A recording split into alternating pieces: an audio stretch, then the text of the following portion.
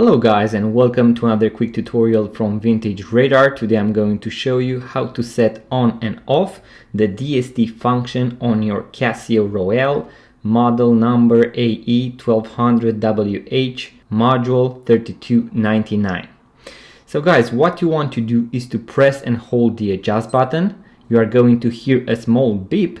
In order to toggle between the different options, we are going to press the mode button. Here we can adjust the seconds. I'm going to press the mode button once, and you can see that we can already set the DST. As you can see, this is set to off.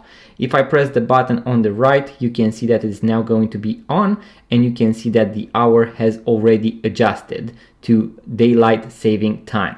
If I press it once again, I'm going to have it set to off.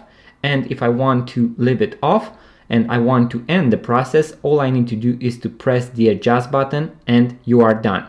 You have correctly set the DST on or off on your Casio Royale watch.